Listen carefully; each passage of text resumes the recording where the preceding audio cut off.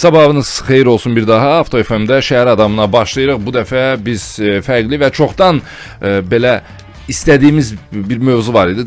Danışmaq niyyətində idik. Peşə təhsili ilə bağlı. O istiqamətdə söhbət açacağıq. Peşə təhsili üzrə Dövlət Agentliyinin PR və kommunikasiya üzrə sektor müdiri Aytən Səfərəliyeva studiyamızın qonağıdır. Sabahınız xeyir olsun. Xoş gəlmisiniz. Sabahınız xeyir. Xoş gördük. Xoş gördük, xoş gəlmisiniz. Xoş gördük. Aytən xanım, əslində peşə ümumiyyətlə çox geniş və bununla bərabər həm də çox maraqlı bir istiqamətdir. Əvvəla mən həmişə yadıma gəlir o dövrlərdə, Sovet dönəmində, hardasa bir 50 il bundan qabaq, 40 il bundan qabaq, 60 il bundan qabaq insanlar sanki peşələrə daha maraqlı idilər. Yəni bilmirəm, xatırlayırsınız, məsələn mənim valideynlərim danışırdılar, dedilər ki, məsələn peşə məktəbləri çox aktual idi. Sonra Sovet dağılandan sonra 90-cı illərdə sanki peşə məktəbləri bir balaca bu məndə axsamağa başladılar. Aktuallığını itirdilər. Amma son bir yalan olmasa bir 10 ildə, bəlkə bir 7 ildə yenidən aktuallaşıb və bununla bərabər bəlkə də dünyaya açıldıq deyə insanların gözü açıldı ki, məsələn dünyanın müxtəlif ölkələrdə müxtəlif peşəkarlara böyük ehtiyac var və onların qazandığı qazanclar çox böyükdür. İstərəm ki, bir balaca bu yöndə danışasınız, ondan sonra keçək digər tərəflərə. Çox gözəl vurğuladınız. Çox təşəkkür edirəm belə geniş təfərrüatlı giriş üçün. Peşə, bəli, peşə ümumiyyətlə necə başlamaq istəyirəm mən? Peşə elə bir bacarıqdır ki, peşə bilən adam dünyanın hər yerində həmin peşəsi ilə pul qazana bilir. Yəni adam batmayacaq. Peşən varsa batmayacaqsan. Bəli, peşən varsa batmırsan. Sən burada da dərzisən, Amerikada dərzisən, bəli. Avstraliyada da, hər yerdə dərzisən. Özü oralarda daha yaxşı pul qazanırsın. Bəli, bəli. Yetər ki, sən özünü vaxtında tapasan. Biləsən ki, sənin əl bacarıqların, əl yatkığın hansı istiqamətə gedir? Bizim əllərimiz bizim beynimizin uzantısıdır da. Biz beynimiz gedir, beynimiz siqnal verir, əllərimiz gedir. Biz bunu vaxtında kəşf eləyəndə özümüzü də, yolumuzu da vaxtında kəşf eləyirik və bilirik ki, hə, mənim missiyam bu həyatda budur. Bəli. Uşaq kəşf eləyə bilərmi özünü? Müəyyən mənada kəşf eləyə bilər. Güclü tərəflərini valideyn izləyir. Bəli, yönləndirməlidir. Valideyn bilməlidir ki, bu uşaq harda güclüdür, harda zəifdir, nəyi güclü eləyir, nəyi zəif eləyir. Biz bugün, yəni içmən qarşı valideynlər, biz istəyirik ki, biz özümüzün yaşamadıqlarımızı uşaqlar görsün. Uşaqların hamısını Einstein görmək istəyirik. Uşaqların hamısını, bilməm, alim görmək istəyirik. Bəli. Amma biz uşaqları izləməyi unuduruq. Biz uşaqları izləsək vaxtında, bacarıqlarını görsək, onların o əl bacarıqları da, məsələn, nəyə meyillidir? Ümumiyyətlə bacarıqlarına. Ümumiyyətlə insan boş vaxtında nə iş görürsə, deməli insan odur. Amma bir məsələ var da, müasir dövr, müasir yanaşmalar fərqlidir. İndi biz bəzi peşələrin aktuallığının itdiyini görürük.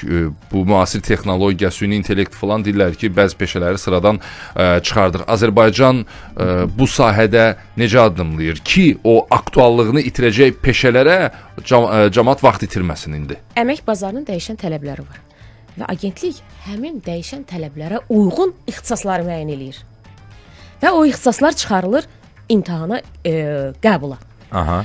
Hansı ixtisaslar ki, məsələn 3D dizayndır, interyer dizayndır, qrafik dizayndır, IT mütəxəssisləridir, texniki tərəfdən. Turizm mütəxəssisləridir, PR kommunikasiya bacarıqları olan mütəxəssisləri yetişdiririk. Hansı ki, bu ixtisaslar bu il məsələn biz 10 yeni ixtisas çıxardıq. Hansılar bunlar? 10 yeni ixtisas bu bayaq dediyim kimi IT mütəxəssisləridir. Bu 3D oyun mütəxəssisləridir. İKT mühəndisləridir. Bunların hamısı texniki tərəflərdir. Və maraq çoxdur, düzdür? Maraq çoxdur. Təbii ki, aşbazlığa da maraq çoxdur, belə deyək də. Bu aşbazlıq elə bir ixtisasdır ki, bu istənilən dövrdə öz aktuallığını itirməyəcək. Hə də insanlar həmişə restorana gedir, həmişə qidalanırlar da. Rəhman mənim bayaq vurğuladığı bir məqam var ki, köhnə ixtisaslar. Təbii ki, kim deyir ki, sənə köhnə ixtisaslarla o ixtisasları saxla? Bu dəqiqə mexanika lift ustası varmı? Yoxdur. Mexanik liftlər var? Yoxdur. Biz o ixtisası niyə saxlayaq? Bağlanır həm də, hə? Saxlamırıq, əvəzləyirik. Dəyişən əmək bazarının tələblərinə uyğun həmin ixtisaslar təzələnir. və bu hər il təkrarlanır. Keçən il 9 ixtisas idisə, bu il 10-dur. Bircə saniyə. Məsələn, bu sizin dediyiniz məsələdə belə çıxır ki, onda liftlərə baxan adamlar tamam başqa insanlardır. Onlar proqramistlərdir.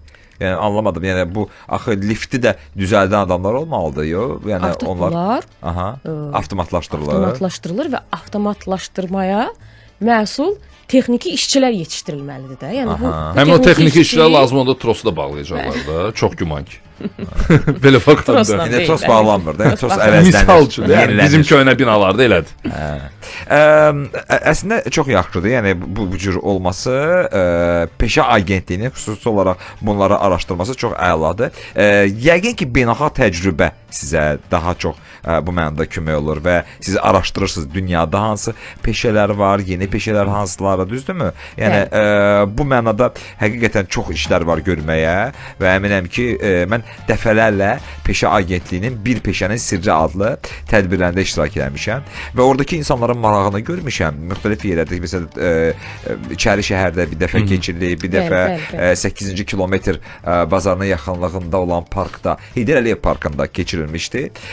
Bir neçə dəfə olub bu və insanların maraqlarını görmüşəm. Həm bəylər, həm xanımlar çox maraqlıdırlar. Hətta valideynlər o Bir Peşənin Sirrinin tədbirinin keçirilməsinə, bu festivalın keçirilməsinə əsas məqsəd onu insanlara tanıtmaqdır ki, bu peşələr var, bu peşələrə gəlin. Valideynlər özləri gəlirdilər ki, mən istəyirəm ki, övladım aşbaz olsun və yaxud nə bilim toxuma işlərlə məşğul olsun və bu yöndə həqiqətən çox belə maraqlı idi ki, agentlik əlindən gələn edirdi ki, mütləq şəkildə gözəl keçsin.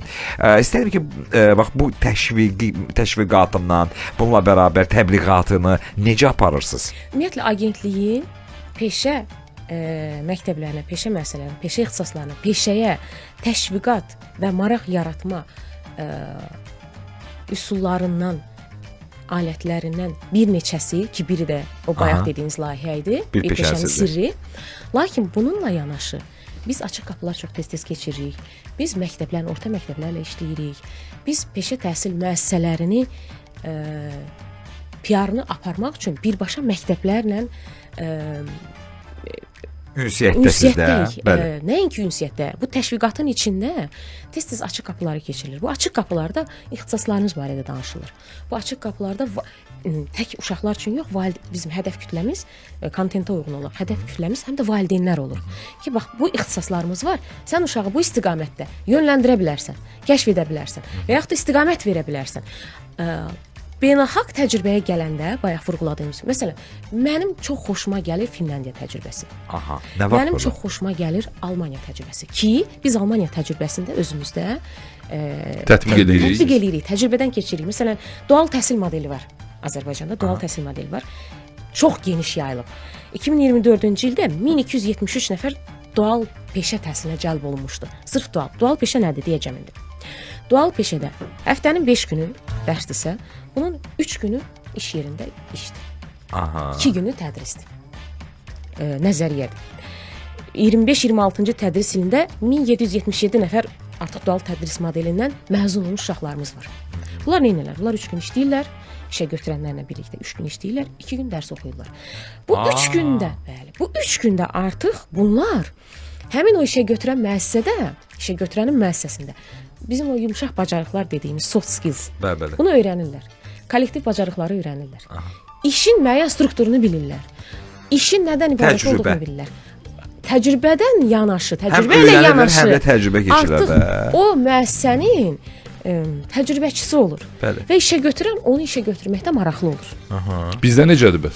Bizdə həmin stildir. Mən indi hal-hazırda bizim stildən danışıram. Dual təhsil modelinin bu stilindən danışıram. Bizdə işə götürmə prinsipləri biraz fərqlidir də. Biz görürük HR-ların yanaşmasını, nə bilim fərqli şirkətlərin yanaşmasını. Misal üçün siz Almaniya təcrübəsini vurğuluyursunuz. Biz tam oturta bilmişik o təcrübəni burada. Bizim dual təcrübədə, bizim dual tədris modelində bu sistem tam oturtulur və bu sistemlə işləyir. Yəni işə Rəhman demək istəyir ki, işə götürəni qane edir bu, 3 gün işləməsi.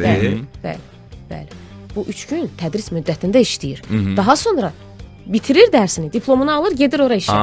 Yəni adam əslində bilir ki, məktəbi qurtarıb işləməyə yeri var. Bəli, məktəbi qurtarıb ora gedəcək. Həm də müəssisə qazanclı olur, çünki yəni bu o 3 gün onun əmək işi deyil. 3 gün onun təhsil müddətidir.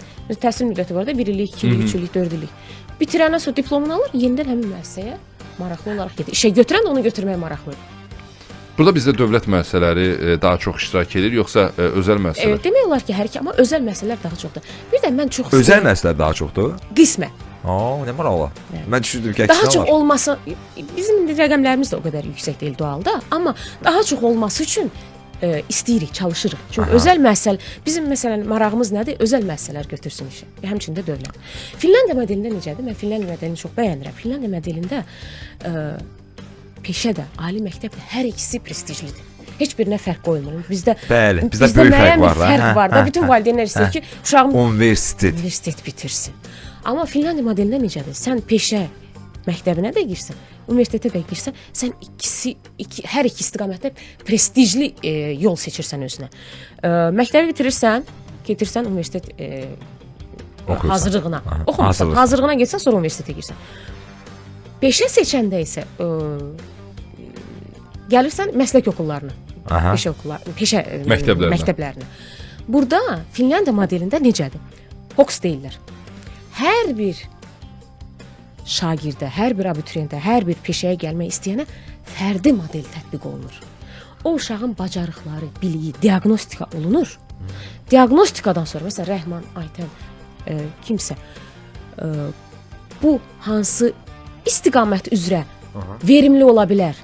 Nə istiqaməti bunda? Beyninin hansı istiqaməti inkişaf edib? O istiqamətdə artıq ona tədris, təlim metodu tətbiq eləyib o uşağı peşəyə öyrədirlər. Onda o uşaq seçmir də peşəni. Onlar uşağı istədikləri istiqamətə yəni qoyulur. Seçir deyəndə o istiqamət verir. Sən artıq bilirsən ki, sən bilirsən ki, məsəl üçün sən güclü yaza bilirsən və sən bundan yaxşı pul qazanacaqsan. Sən bunu qoyub gedib tutaq ki, hansısa bir radioda bolt qayqa düzəldən işləmək istəyirsən, orada da cüzi maaşı deyir. Sən biləcəksən ki, sən burada yüksək dəyərləndiriləcəksən, yüksək maaş alacaqsan, bir də işinin peşəkarı olacaqsan. İşin peşəkarını onsuz da hər yerdə ehtiyac var. Onsuz da hər yerdə güclü və böyük məbləğləri gözləyir. Gözləyir. Bəs maraqlıdır ki, rəqəmlərdə bir dəyişiklik var qəbulla bağlı. Bəli, rəqəmlərdə kifayət qədər dəyişiklik var. Son 10 ilin göstəriciləri də bunu deyir. Bildiyiniz kimi 22 iyuldan 11 avqust ərəfəsində peşə təhsil müəssisələrinin tələbə qəbulunun birinci mərhələsi keçirildi. İkinci mərhələ 26 avqustdan 2 sentyabra kimi, daha sonra üçüncü mərhələmiz oldu. Ümumilikdə bu il 46789 nəfər peşə təhsil müəssisələrinin qəbul müsabiqəsində iştirak edib. Rəqəmə baxın. 46789.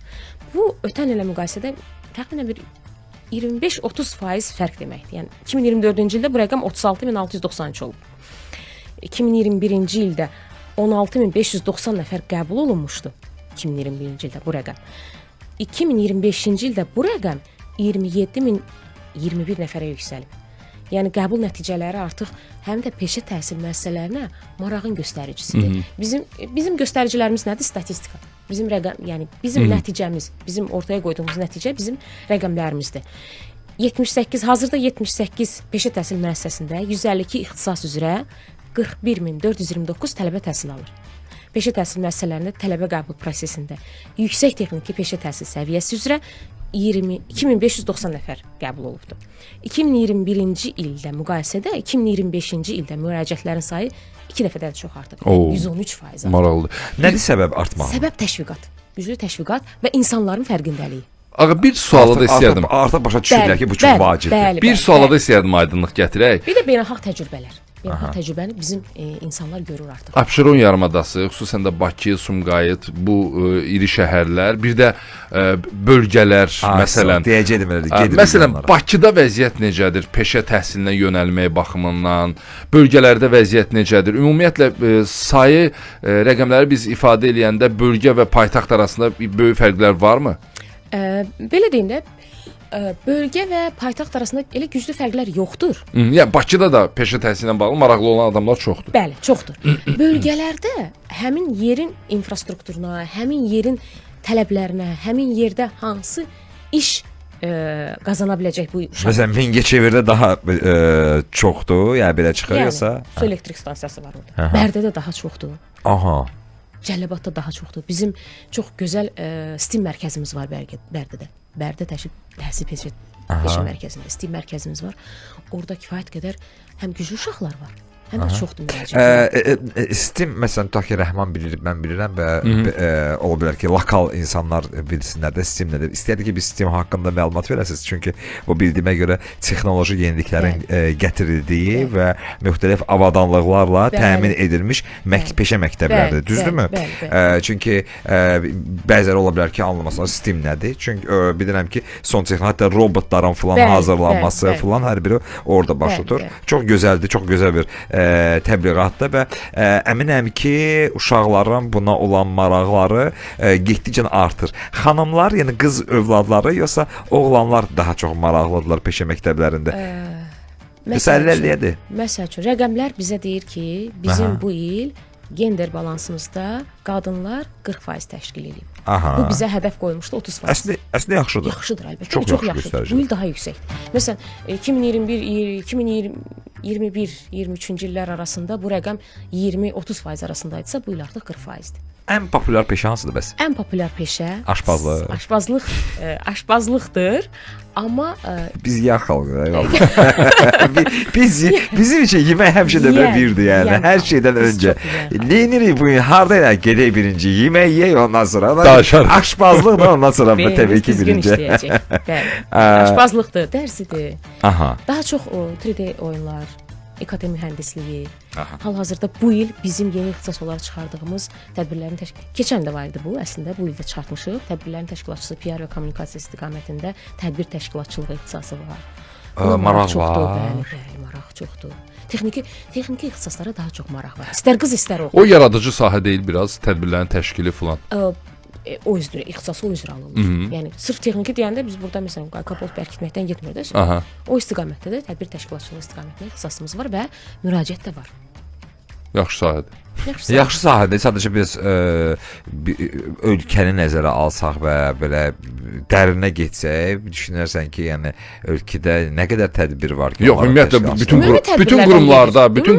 bütün qurumlarda demək olar ki, tədbir təşkilatçılığı ilə bağlı bir şöbə fəaliyyət göstərir. O şöbənin də nə qədər əməkdaşı və rəhbəri, bunu da sən nəzərə al. Yox, mən sənə razı deyiləm. Sırf lokal tədbirlərdən getmir. Daha doğrusu beynəlxalq tədbirlərdən getmir, lokal tədbirlərdən getmir, ümumi tədbirlər. Biz təbii ki, hər zaman istəyirik ki, peşəkarlar çox olsunlar, amma bu peşəni də xüsusi olaraq belə deyək də həmin o peşə məktəblərindən başlayır da. Bayaqlar Rəhman bu barədə danışırdı ki, əvvəl bir o qədər yaxşı vəziyyətdə deyildi həmin məktəblər. İndi nələr dəyişib? Söhbət təbii ki, buradakı şəraitdən gedir. Bayaqlar siz dediyiniz məsələn STEM mərkəzlərinin açılması falan onlar yaxşıdır. Daha hansı yeniliklər var? Nə yeniliklər mövcuddur? Belə deyək də, peşə təhsilində infrastrukturun yenilənməsi, genişləndirilməsi istiqamətində kifayət qədər mühüm addımlar atılıb. Əsaslı təmir Füzuli Dövlət Peşə Təhsil Mərkəzində yenidən qurma işləri davam etdirilir. Eyni zamanda Zəngilan, Qubadlı, Ağdam rayonlarında yerləşən müəssisələr üzrə layihələndirmə işləri aparılır. 2025-ci il ərzində 15 peşə təhsil müəssisəsində 21 imalatxana təmir və yenidən qurma işləri həyata keçirilib. Bir də əlavə olaraq 8 müəssisədə hal-hazırda cari təmir işləri gedir. Bir də bu yaxınlarda biz açılışını elədik. Texnika və texnologiya üzrə Bakı Dövlət Peşə Təhsil Mərkəzində bərpa olunan enerji ixtisasları üzrə bir mərkəz quruldu orada. O mərkəzdə texniki avadanlıqlar təmin olundu. Açılışını elədik. Bütün media nümayəndələri onu işıqlandırdı. Geniş marağa səbəb olundu, geniş kütləyə səbəb olundu. O məktəbin qəbul planına da təsir elədi. Çünki müasir avadanlıqlar və müasir ixtisası. Əslində müasir insanları daha çox cəlb edir də. Cəlb edir, yəni dəyişən əmək bazarı odur da. İnsanlar nə istəyir? Pul qazanmaq. Doğrudur. Yəni bütün hamısının məqsəd birdir. Məqsəd odur. Asan, rahat, istiqaməti üzrə və ən yaxşı bildiyi iş üzrə. Təəssüf ki, bəzən seçimlərdə ən yaxşı bildiyimiz iş üzrə yox, trend üzrə gedirik. Ona görə də biz ən yaxşı bildiyimiz işi uşaq vaxtından kəşf eləməliyik. Buna görə biz təşviqat istiqamətimizin biri də kontentimiz də valideynlərdir. Valideynlər bilməlidir ki, uşağı hara yönəltmək lazımdır. Uşaq yorulmasın. Bir də uşağı öz halına buraxmaq lazımdır. Yəni uşaq özü bilsin ki, nə istəyir. Ona yeritməsin ki, sən həkim olasan. Həkim ol. Ona yeritməsin ki, sən nə bilim, həkim də yaxşıdır. Həkim Yo, pis deyil. Sadəcə hamı həkim ola bilməz də. Yəni bir adamın içində Yo, olmalıdır. deyir, gələndə ürəyə gedən adamlar var. Biz onu niyə məcburən həkim eləyək? Yavaş-yavaş da sonra ürəyə gedəcək. Aytən xanım, sonra nəyə təəssüf deyirsiniz? Baxın, sizin məsələn deyirsiniz ki, təəssüf ki, falan şeydir, falan da təəssüf. Sonra nə təəssüf? Yəni sonra nədən narahatsız? Yəni bu mənada. Təbii ki, peşə məktəbləri və digər məqamlarla bağlı. Peşə məktəbi hal-hazırda biz necədir? Hal-hazırda bizim istər rəqəmlərimizdə, istər infrastruktur layihələndirməmizdə mən artan dinamika, yəni bu rəqəmlər deyir, artan dinamika var. O, yəni bir yerdə durmaq özü bir belə deyək də, özü bir günahdır bir yerdə. Bəli də. Bir yerdə durmaq olmaz ki, durmuruq da. Amma ən çox istədiyim, düşündüyüm, mən fərdi olaraq düşündüyüm özəl müəssisələrin peşə təhsil müəssisələrinə marağının çox olmasıdır. Onlar nə qədər çox maraq göstərsələr. Buna təəssüf edirsiniz ki, etmirlər, düzdürmü? Maraq etmirlər. Edirlər, amma daha yüksək səviyyədə etsələr bizə də rahat olar. O, məsələn, bayaq danışdığımız Finlandiya modelində onlar işə götürənlərlə o qədər sıx işləyirlər ki, onların tədris metodologiyalarını, kitablarını işə götürən yazır. İşə götürənlə birgə yazırlar. Və biz də istəyirik ki, işə götürən özü bildirsin ki, mənə bu ixtisas üzrə öyrət. İxtisas yox, bu istiqamətləri öyrət. Mənim burada bu şöbəmdə bunun tədrisini istəyirəm. Bu tədrisi alan mütəxəssis istəyirəm. Mən də onda anlayım ki, bəli, mən sənə bu cür mütəxəssis verim, sən onu rahatlıqla, asanlıqla işə götür. Aha.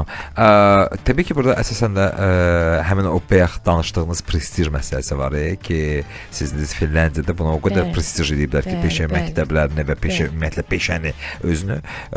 Məsələn, dəfələrlə eşitmişik ki, yəqin ki, hamımız bunu eşitmişik. Amerikaya gedən hər hansı bir peşəkar, bu istər dərzi olsun, istər nə bilim, avtomobil təmiri ilə məşğul olan olsun və yaxud digər insanlar olsun, onlar çox böyük tələbat var və onlara çox böyük məbləğlərdə pullar ödəməyə hazırdılar. Və bu bir çox ölkələrdədir ya. Yəni bizdə bir balaca bu əməyə, xüsusi olaraq o əl qabiliyyəti var da. Adam var ki, məsələn, hətta evdə hansısa bir işləri özü görür, amma adam da var ki, ümumiyyətlə heç bilmir ki, atverkanı necə tutmaq lazımdır. Təbii ki, bu prestijə mindirmək üçün nə etmək lazımdır bəs? Prestijə mindirmək üçün hansı işlər görülməlidir? Müxtəlif təşviqat üsulları tətbiq olunur. Bu cəmiyyətə təsir etmir. Əvvəla müəyyən etmək lazımdır ki, biz hansı kütləyə işləyirik. Təbii ki, valideynlərə işləyirik, bir də uşaqlara işləyirik. Bəli. Biz o kütlənin düşüncə tərzini dəyişməliyik. Yəni, məsələn, mənim nənəm uzun illərin pedaqoqu idi. Bəli. Uzun illərin pedaqoqu. Həmişə deyirdi ki, təhsilin olacaq, amma təhsilinlə yanaşı bir qabiliyyətin olsun, bir bacarığın olsun. Hə, çox vacibdir. Həmişə bir bacarığın olsun yəni. Məsələn, mənim 90 yaşında rəhmətə gedib, amma görün bunu neçə il bundan qabaq deyil. Həmişə bir bacarığın olsun. Demək ki, bu təfəkkür tərzindən asılı bir şeydir. Bu hər hansı bir ölkədən, ərazidən, regiondan asılı deyil. Üz üstədə siz işdən çıxa bilərsiniz, işdən azad edə bilərlər. Əlinizdə hər hansı bir sənət varsa, siz heç vaxt yəni evdə küncdə qalmayacaqsınız. Durub o sənətinizin dalınca gedib yenə də özünüzə pul qazana biləcəksiniz, ailənizi saxlayacaqsınız. Amma bu istiqamət də artıq o dediyiniz izah da artıq biraz belə deyək də köhnəlmiş deməyək də nostalji izahdır. Bəli. İndi ona köklənmirlər. İndi artıq məsələn mən həmişə deyirəm ki 10 il gələcək, 15 il gələcək, 20 il gələcək, sərhədlər itəcək. İndi necə dillər itir? Dillər itir. Hamı bir-birinin başı. Fikir versiniz, hamı bir-birinin başa düşür. Dil bilməsən belə danışır. Dil bilməsən belə Alman, Norveç, İngilis, hamısı bir-birinin başa çox qəribə şəkildə hamı bir-biri ilə ünsiyyətini aparır, başa düşür. Birazdan o sərhədlər də itəcək. Siz kosmopolitsiniz deyəsən. Mən kosmopolit adamam. Mən də kosmopolitam, amma ki bu bizim sadəcə ümidlərimizdir və xəyallarımızdır. Mən inanmıram ki 20 ildən sonra. Siz Aylita əsərini oxumusunuz? Oxumuşam. Aylitada yəni neçə ilin əsəridir. Orada bugün telefonlar orada təsvirini gördünüz. Bəli. Biz bunu ancaq Aylitada oxuyub gülürdük. Bəli. Bizə sadəcə bu hansısa bir ümumiyyətlə 10 il sonraki, 20 il sonraki inkişaf modelini görmək istəyən adam bugün 10 il bundan qabaq yox. bu gün yazılan fantastik əsərlər oxusun. Elmi, bədii fantastik əsərlər oxuyun. Və Oxumaq lazımdır. Yəni biz- özüm qarışıq. biz ona orada xüsusi olaraq peşəyə gəlib çıxırıq hardasa. Bəli. Onda dur gedək peşə oxuyaq.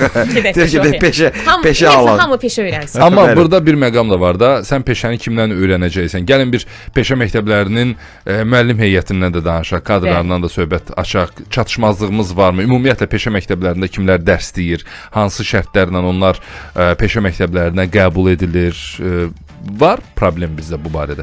Peşə məktəblərinə qəbul portal üzərindən aparılır və Təhsil Nazirliyinin elan elədiyi elanla müsabiqə ilə imtahandan keçirlər. Öncə bizim hal-hazırda yox, ötən gün bizim imtahanımız oldu. Yəni Təhsil Nazirliyinin təşkil elədiyi imtahan keçirildi.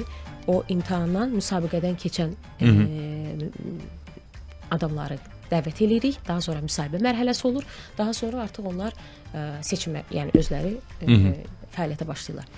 Peşə müəllimi, mən məsələn peşə müəllimə belə deyək də, peşə müəllimdən daha çox şey gözləyə bilərəm. Amma peşə müəllimi nə verə bilir? Sual budur. Bizim gözləntilərimizlə o üst-üstə düşə bilirmi? Biz onu, məsələn, sən beynəlxalq təcrübəyə yiyələn və gəl o beynəlxalq təcrübəni peşə məktəblərinin, peşə tələbələrinə bildir. Bu bugünkü gün üçün nə qədər realdır? O peşə müəllimi haran bitirir? Hansı ixtisası bitirir? Hansı ixtisasda mənim tələbəmə faydalı ola bilər? Bax bu suallar bu gün bizim həm belə deyək də narahatlıq yerimizdir, həm də təşviqatı hansı istiqamətdə aparmağımız üçün bir açardır. Ki biz peşə müəllimlərindən də nə gözləyirik, nə istəyirik və onları hansı istiqamətdə yönləndirməliyik? Çatışmazlıq var ümumiyyətlə?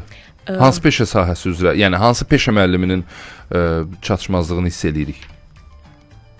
Xüsusi bir rəqəm deyə bilməyəcəm. Xüsusi bir ad da deyə bilməyəcəm. Çünki belə deyək də yoxdur. Yoxdur demək olmaz. Yoxdur demək olmaz. Amma hansı istiqamətdə bunu deməkdə biraz çətinlik çəkir. Çətinlik çəkir. Yəqin ki, gələcəkdə bununla bağlı müəyyən məlumatlar ola bilər, ictimaiyyətə açıqlansın. Məlumatlar yox. Ümumiyyətlə tələbə müəllim kontekst peşə məktəblərində belə də tələbə müəllim usta. Bunlar üçü bir yerdə fəaliyyət göstərirlər. Daha çox uşaqlar ən çox harda həvəslənir? Müəllim onlara can yandıranda, müəllim onları təcrübəyə öyrədəndə, müəllim onlara əl bacarıqlarını inkişaf etdir, bunu işlə deyəndə ki, bizdə də elədir. Bu istiqamətdə, bəli, peşə müəllimlərinin effektiv rolunu mən dual təhsil modelində görürəm. Onlar uşağı həm işlədirlər, həm təcrübə öyrədirlər, həm də tədrisini verirlər, nəzəriyyəsini verirlər. Bugün həqiqətən baxanda, dünyaya baxanda, ölkəyə baxanda, qlobalda insanlar hər zaman istəyirlər ki, daha çox belə maraqlı təcrübələri əldə etsinlər. Siz bayaqlara açıq qapı məsələsinə toxundunuz. Bu açıq qapıdan istəyərdim ki, bir balaca danışasınız. Bu cür məsələn açıq qapılar deyəndə valideynlər və yaxud nə bilim deyək ki, 6-cı sinifdə oxuyan uşaqlar filan şagirdlər gələ bilirlərmi bu açıq dərslərə? Ümumiyyətlə açıq dərslər nə dərəcədə lazımlıdır və nə qədər tez-tez bu baş verir? Açıq dərslər deyəndə açıq qapılar nəzərdə. Açıq qapılar daha doğrusu. Açıq qapılar. Açıq qapılarda sinif məhdudiyyəti yoxdur. Hara istəsən gələ bilərsən, baxa bilərsən. Hansı sinifdən istəyirsən gələ bilərsən. Açıq qapı bizim ümumiyyətlə tədris ili başlanandan bütün müəssisələrin özünün bir kommunikasiya strategiyası var. Bəli. Hər biri müəyyən günlərdə agentliyə məlumat verməklə, agentliyin göstərişi ilə açıq qapı günü elan edir. Kimlər məlumat verməklə? Məktəb yoxsa? Məktəb özü açıq qapı günü keçirir. Öncədən bu barədə məlumat verir. Kimə verir məlumatı? Mətbuata? Bizə. Məlumat işıqlandırılır, elan olunur. Elandan öncə də xüsusi broşuralarla, xüsusi vasitələrlə həmin məktəblərə məlumatlar ötürülür. Regionda olan məktəblərə. Məsələn, açıq tutaq ki, açıq qapı Bərdədə keçiriləcək. Bərdə peşə təhsil mərkəzinə keçirilir. Artıq Bərdə bununla bağlı alətlərdən istifadə edir. Məktəblərə nümayəndə göndərir, broşurlar göndərir, media vasitəsilə, media alətləri vasitəsilə. Və bu çox yaxşı təsir göstərir, yox? Bizim ən effektiv üsullarımızdan biri promot üsullarımızdan, açıq qapılardır. Çox qəşəng, effektiv təsir göstərir. Çox maraqlı da keçir. Çünki valideyn gəlir, şəraiti görür, Bəli, gözəl şəraitə baxır, görür ki, nə Və yaxşı, açıq mənim qapılara övladımın ən azı bəli. əl qabiliyyəti olacaq. Bəli, və açıq qapılara müəssisələr xüsusi hazırlaşır. Bütün bacarıqlarını ortaya qoyur, bütün progressiv imkanlarını ortaya qoyur, məhsulları çıxardır ortaya. Məsələn, tutaq ki, aşpazlıqsa aşpazlıq məhsullarını ortaya çıxardır, dadımlıq məhsulları, texnika və texnologiyalar öz Maraqlıdır da istehsal orada etdiyi təbii. məhsulları ortaya çıxarır. Bərdə məsələn, Bərdə STEAM mərkəzi kifayət mən Bərdədə olanda STEAM mərkəzində o qədər Robotlar falan görürdünüz. 7, 8-ci sinifdə oxuyan uşaqların, 9-cu sinifdə oxuyan uşaqların robot modellərini, qurğularını gördüm ki. O süni qələmlər var. Bəli. Süni qələmlərlə heykəllər düzəldirlər. Yəni Mən STEM mərkəzində olmuşam bir dəfə, çox təəccüblənmişdim. Etibar elə ki, Rəhman robotların keçirtdik. Robotların davasını məsələn tutaq ki, izləyə bilərsən. Girsən 2 robot düzəldilər ki, deyək ki, komandadır, 3 nəfərdən ibarət, 6 nəfərdir, 3 nəfərdən ibarət komandadır. Bir dənə pilotları var da o idarə edən və onlar elə düzəldməlidirlər ki, sənin robotun aşmasın, sənin robotun sona qədər əzimliyini göstərə bilsin. Həmin o yarışı bizim Sənaye və İnnovasiya üzrə Peşə Təhsil Mərkəzinin tələbələrinin düzəltdiyi robotlar keçirir. WorldSkills yarışını. Təhsil Nazirliyinin hər il keçirdiyi STEM tədbirləri olur da. STEM tədbirləri orada peşə məktəbləri gedir yox? Aha. Daha bir sual da verim. Bayaq bir məqama aydınlıq gətirdiniz ki, elə peşələr var ki, elə peşə təhsili ilə bağlı istiqamətlər var ki, onlar bugünün standartlarına cavab vermədiyinə görə aradan qaldırılır. Bəs maraqlıdır, məsələn, 1 il, 2 il əvvəl o sahəni bitirən tələbənin bacarıqlarının yenilənməsi üçün aqibəti necə olur? Gəlir müraciət eləyirmi? Ümumiyyətlə onları diqqətdə saxlayırsınızmı? Peşə vərdişlərinin dəyişdirilməsi üçün. Yoxsa onun birbaşa aidiyyatı yoxdur sizə? Birbaşa aidiyyatı yoxdur, amma o özü kurslara gələ bilər, ixtisas artırma kursuna gələ bilər, qısa müddətli kurslara müraciət eləyə bilər. Hansı ki, bunu da Peşə Təhsil Agentliyi təşkil edir. Qısa müddətli kurslar bizdə ayrıca Qarabağ bölgəsi üçün ayrıcadır, sırf oranın əhalisi üçün. Bir də qısa müddətli kurslarımız var. Yəni istənilən müraciət edə bilər. Əslində onlara həmin o şəxslərə o hansı ki o fakültə bağlanır və yaxud da həmin o hissə bağlanır, onlara sərf edir. Çünki onlar artıq belə də potensial ən belə lazım olan adamlardır. Axırıncı nəsil olur da. Sonuncu magikanlar. Onlar lazımdılar. Sonuncu magikanlar. Bəli, onlar çox lazımlı adamlar. Bu bir qədər də idarə olunmaz bir mexanizmdir. Məsələn, elə fakültələr var ki, lap ali məktəblərdə də elə fakültələr var ki, artıq yoxdur da. Məsələn, balqarşünaslıq fakültəsi. Nə şünaslıq? Balqarşünaslıq vardı. İllər öncə var idi. Yadımdadır. Nədir bu? Balqarşünaslıq. Bizim girdiyimiz ildə. Ya bilmirəm, yəni hal-hazırda yoxdur. Bu niyə olsun ya? Belə baxanda. Yox, balqarşünaslıq sadəcə başa düşmürəm. Nədir bu? Nə yetişdirir? Nə var orada? Yəni yetişdirmir. Yetişdirmir. Məsələn, Mərkəzi Amerikaşünaslıq var. Amerikaşünaslıq var idi, Avropaşünaslıq var. Ərəbşünaslıq var, nə bilim, belə. Dedim, bəlkə balqar biberi ilə bağlı hansısa bir yeniliklərə imza atılır. Elə bir ixtisas vardı, şeydə idi. Deyəsəm, səhv eləmirəmsə, ali məktəblərin birində. Bu bir qədər, yəni, bu hər yerə aiddir də, ali məktəblərə də aiddir. Bəli, əlbəttə ki, əlbəttə ki. Təbii, aktuallıq var, aktuallığına itirmə məsələsi var. Bu normaldır. Sizin dediyiniz kimi sizdən necə ki, yeni peşələr artıq başlanılıb, siz onlara start vermişsiniz. Təbii ki, nəysə bağlanmalıdır ki, nəysə açılsın. Minnətdarıq sizə. Dərin təşəkkürümüzü bildiririk. Həqiqətən çox maraqlı oldu, faydalı oldu. Ümid edirəm ki, bütün məlumatları bizə ötürə bildiniz. Qalan məlumat var idisə. Hələ qalan məlumatımız var idi. Bunu növbəti dəfəyə saxlayarıq. Əgər vaxtımız var, yəni bu barədə söyləyə bilərsiniz. Təşəkkürlər, minnətdarıq sizə. Çox sağ olun. Mən sizə təşəkkür eləyirəm. Çox sağ olun. Belə isti ortam üçün, imkan üçün, peşəni belə gözəl şəkildə, həm suallarla, həm mənə verdiyiniz imkanla təbliğ etdiyiniz üçün minnətdaram sizə. Məncə təbliğ olunmalıdır, çünki peşə çox vacibdir. Hətta bəzən mənə hətta elə gəlir ki, ölkəmizdə artıq həmin o peşəkarlar çatışmır. Yəni onlar mütləq şəkildə eləmək lazımdır ki, daha çox alsınlar. Çünki bir çox ölkələr və millətlər var ki, onların bir dənə sözləri var. Yəni okey, get təhsili al, amma mütləq bir peşəyə sahib ol. Yəni bu doğrudan da çox yerində deyilən cümlədir. Dərin təşəkkürümüzü bildiririk bir daha.